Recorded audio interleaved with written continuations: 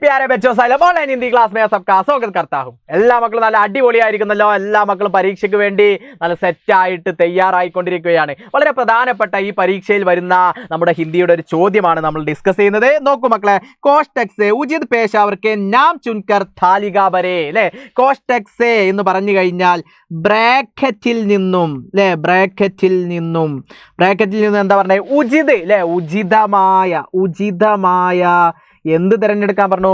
ആ പേശാവർക്ക് നാം, അല്ലേ, ആ തൊഴിലുകാരുടെ എന്ത് തിരഞ്ഞെടുക്കാനാ പറഞ്ഞേ? നാം, അല്ലേ. നാം എന്ന് പറഞ്ഞു കഴിഞ്ഞാൽ എന്താണ്? പേരാണ്. പേര്. ചുൻകർ താലിക വരെ തിരഞ്ഞെടുത്തുകൊണ്ട്, അല്ലേ, തിരഞ്ഞെടുക്കുക. എന്നിട്ടോ താലിക വരെ കോളം, എന്ത് ചെയ്യണം? കോളം നിറക്കണം, അല്ലേ. ഭരേ എന്ന് പറഞ്ഞാൽ നിറക്കൂ. അപ്പൊ കോളം നിറക്കൂ. അപ്പൊ എന്ത് ചെയ്യണം? ബ്രാക്കറ്റിൽ നിന്നും ഉചിതമായ തൊഴിൽ ചെയ്യുന്ന ആളുകളുടെ, തൊഴിലുകാരുടെ പേര് തിരഞ്ഞെടുത്തിട്ട് എന്ത് ചെയ്യണം? കോളം പൂർത്തീകരിക്കണം. അപ്പൊ താഴെ ബ്രാക്കറ്റും തന്നിട്ടുണ്ടാവും, ഒരു കോളവും തന്നിട്ടുണ്ടാവും. അപ്പൊ ആ കോളം പൂർത്തീകരിച്ച് നമ്മൾ എന്ത് ചെയ്യണം? എഴുതണം, അല്ലേ. അപ്പൊ ആ കോളം ഒന്ന് ഫസ്റ്റ് നോക്കാം നമുക്ക്, അല്ലേ. എന്താണ് കോളം? ജോ ദുഖാൻ ചലാത്താ ഹേ, ആരാണോ കട നടത്തിക്കൊണ്ട് പോകുന്നത് അയാൾ എന്തോ പറയാ, ബ്രാക്കറ്റിൽ പറയുന്ന ഒരു പേര് നമ്മൾ പറയും, അല്ലേ. ജോ ഗേത്തി കർത്താ ഹേ, ആരാണോ കൃഷി ചെയ്യുന്നത്, അല്ലേ, കൃഷി ചെയ്ത് പോകുന്നത് അവരെ ഒരു പേര് പറയും. ജോ ചിത്ര ബനാത്താ ഹേ, ആരാണോ ചിത്രം മനോഹരമായിട്ട് എന്ത് ചെയ്യുന്നത്, നിർമ്മിക്കുന്നത്, വരച്ചുകൊണ്ട് മനോഹരമായിട്ട് ഉണ്ടാക്കുന്നത് ആരാണോ അവരെ ഒരു പേര് പറയും. ജോ മിട്ടി ക ബർത്തൻ ബനാത്താ ഹേ, ആരാണോ മണ്ണ് കൊണ്ട് ബർത്തൻ എന്ന് പറഞ്ഞു കഴിഞ്ഞാൽ എൻ്റെ മക്കൾക്ക് അറിയാം എന്താണ്? പാത്രം, അല്ലേ. മണ്ണ് കൊണ്ട് പാത്രം ബനാത്താ ഹേ ഉണ്ടാക്കുന്നത് ആരാണോ അവർക്കും ആ ബ്രാക്കറ്റിൽ നിന്നൊരു പേര് പറയാം. അപ്പൊ ഇതാരാണെന്ന് എൻ്റെ മക്കൾക്ക് പെട്ടെന്ന് മനസ്സിലാവാൻ വേണ്ടിയിട്ട് മാഷി അതിൻ്റെയൊക്കെ ഫോട്ടോസ് കൊടുത്തിട്ടുണ്ട്. നോക്കൂ, എന്താണ് ആ മനോഹരമായിട്ടുള്ള ഫസ്റ്റ് കാണുന്നത് ആരാ? അല്ലേ, മനോഹരമായിട്ടുള്ള ഒരു കർഷകൻ പുഞ്ചിരിച്ചു കൊണ്ട് നിൽക്കുന്നുണ്ട്, അല്ലേ. അപ്പൊ കർഷകൻ നമ്മൾ കിസാൻ എന്ന് പറയും.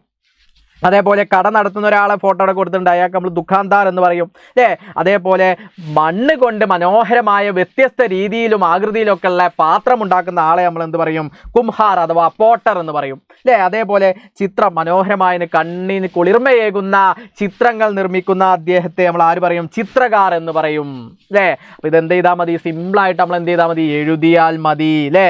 അപ്പം നമുക്ക് എന്ത് ചെയ്യാം? ഇത്തരത്തിൽ കോളം ഫില്ല് ചെയ്യാം. ജോ ദുഃഖാൻ ചലാത്താ ഹേ, ആരാണോ കട നടത്തി കൊണ്ടുപോകുന്നത് അവരെ വിളിക്കും നമ്മൾ എന്ത്? ദുഃഖാന്താർ, അല്ലേ. ഷോപ്പ് കീപ്പർ, അല്ലേ, കടക്കാരൻ എന്ന് നമ്മൾ പറയും. ജോ ഗേത്തി കർത്താ ഹേ, ആരാണോ കൃഷി ചെയ്യുന്നത്, അല്ലേ, കൃഷി ഉണ്ടാക്കുന്നത് അവരെ നമ്മൾ എന്ത് പറയും? കിസാൻ എന്ന് പറയും, കർഷകൻ എന്ന് പറയും, അല്ലേ. ജോ ചിത്ര ബനാത്താ ഹേ, ആരാണോ എന്ത് ചിത്രം മനോഹരമായിട്ടുള്ള പെയിന്റ് ഒക്കെ ചെയ്യുന്നത് അവരെ നമ്മൾ എന്ത് പറയും? ചിത്രകാർ എന്ന് പറയും. ജോ മിട്ടി കാ ബർത്തൻ ബനാത്താ ഹേ, ആരാണോ മണ്ണ് കൊണ്ട് പാത്രം ഉണ്ടാക്കുന്നത് അവരെ നമ്മൾ എന്ത് പറയും? കുംഹാർ എന്ന് പറയും. അതിൻ്റെ ഒക്കെ ചിത്രങ്ങളും അതിന് നേരെ മാഷ് കൊടുത്തിട്ടുണ്ട്. സിമ്പിളായിട്ട് നിങ്ങൾക്ക് ഐഡന്റിഫൈ ചെയ്യാൻ കഴിയും. അപ്പം നിങ്ങൾ വളരെ ലളിതമായിട്ട് മനസ്സിലാക്കുന്നു. കട നടത്തി കൊണ്ടുപോകുന്ന ആളെ ദുഃഖാന്താർ എന്ന് പറയുന്നു. കൃഷി ചെയ്യുന്ന ആളെ നമ്മൾ കർഷകൻ എന്ന് പറയുന്നു. മനോഹരമായിട്ടുള്ള ചിത്രം വരക്കുന്ന ആളുകളെ നമ്മൾ എന്ത് പറയും? ചിത്രകാർ എന്ന് പറയുന്നു. അതേപോലെ മണ്ണ് കൊണ്ട് വ്യത്യസ്ത രീതിയിലും ആകൃതിയിലും ഒക്കെ ഉള്ള പാത്രങ്ങൾ നിർമ്മിക്കുന്ന ആളെ കുംഹാർ എന്ന് നമ്മൾ എന്ത് ചെയ്യും? പറയുന്നു. അപ്പൊ ഇത്തരത്തിൽ നിങ്ങൾ വളരെ എളുപ്പത്തിൽ ലളിതമായി നിങ്ങൾ ഐഡന്റിഫൈ ചെയ്ത് കോളം നിറച്ചു കഴിഞ്ഞാൽ നിങ്ങളെ ഈ വരുന്ന ഓണപരീക്ഷയിൽ കാത്തിരിക്കുന്നത് 4 മാർക്കാണ്. എളുപ്പത്തിൽ വളരെ സിമ്പിളായിട്ട് നമുക്ക് എന്ത് ചെയ്യാൻ കഴിയും?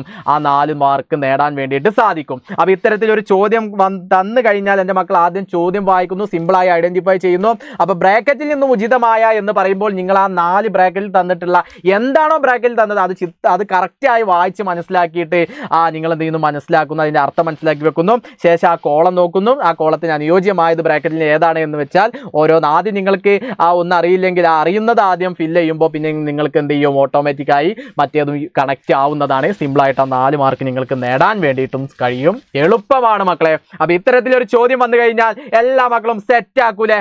റെഡി അല്ലടാ മക്കളെ? അപ്പൊ അടുത്ത വീഡിയോയിൽ നമുക്ക് വീണ്ടും കാണാം. സബ്കാ ബഹുത് ബഹുത് ശുക്രിയ. ബൈ.